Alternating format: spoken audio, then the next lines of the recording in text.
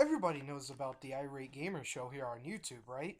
It was created by an Ohioan retro video game player named Chris Bores, who was inspired by early YouTube satirical retro video game reviewers, such as Play It Bogart and The Angry Video Game Nerd. As someone who came to the scene later and was more than happy to wear his influences on his sleeve, to the point that some jokes and other content seem very close to the works he based his from. He has taken a lot of flack from people who take the angry game reviewing thing very seriously. Now, what a lot of people overlook is that Chris Boris is also a professional ghost hunter. In fact, it appears clear that if it would be enough to pay the bills, he'd be a full-time ghost hunter, searching for EVPs and haunted locations all over the globe. Even more overlooked is the very name of Chris Bohr's ghost hunting team, the Haunted Investigators. At first glance, one might just think, "Oh, okay, he investigates the haunted." But that name really implies much, much more. That they, the investigators themselves, are haunted. The most direct ties to the paranormal on the Irate Gamer Show can be found in his Zombies Ate My Neighbors review. In it, Chris is frequently interrupted by a rambling skeleton with a thick Jewish accent and matching mannerisms, named Ronnie.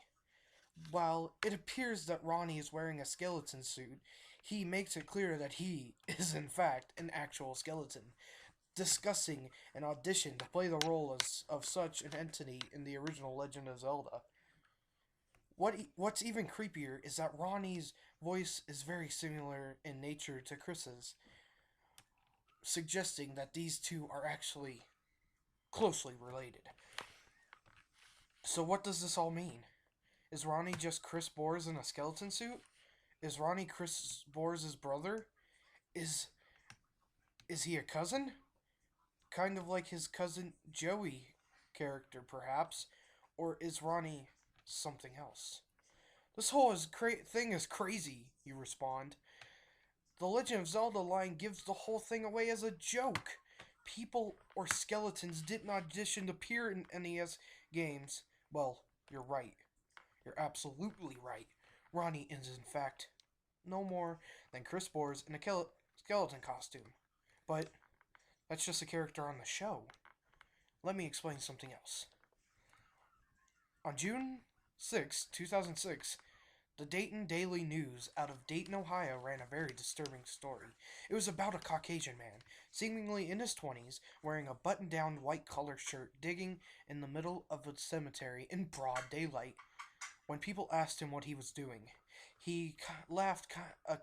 He laughed kind of gruffly and off kilter, claiming that he was digging for E.T. Atari 2600 cartridges. In fact, in one of his videos, you can see him supposedly digging for E.T. cartridges in the middle of an open field somewhere. That's actually a large patch of grass located right outside the cemetery itself. And some say that if you look at his E.T. video very closely, you can see tombstones or graves that Chris attempted to use video effects to edit out, but they just blended into the background. So much of the video editing software couldn't do the trick. I rewatched the video looking for them, and I saw something. But going back to the newspaper story, there was no gravekeeper around during the time of day Chris was there. Some people considered calling the cops or perhaps the cemetery themselves, but instead, one person figured he could become famous by having the Dayton Daily News come over and interview him while shooting footage of Chris. Before too long, there were two reporters, a man and a woman, present with microphones in hand, as well as the Dayton Daily News truck. So, what happened to this story? Can you find it on the internet? Well, I haven't. According to some internet forums I googled and Yahooed for, something very strange happened. One of the reporters claimed that she saw Chris dig up a casket, unlock it with some kind of dull, dirty key, and then he dug up a skeleton. What happened next is unexplainable. The news crew claims that the audio and video footage just turned out to be static, like the kind you sometimes see at the end of VHS tapes, because no one would believe that they captured all this and just suddenly somehow lost it. For paranormal reasons, perhaps? They don't talk about it much anymore. As forementioned, they did run a story on the website, but according to the forums I've been to, everyone thought the article was stupid or a joke, so it was taken down, with no trace of it ever existing. Again, I'm not saying that the Ronnie character on the Irate Gamer Show is an actual skeleton. I'm just saying that sometimes inspiration comes from rather bizarre places. What the hell? Is this Ninja Turtles or Battletoads?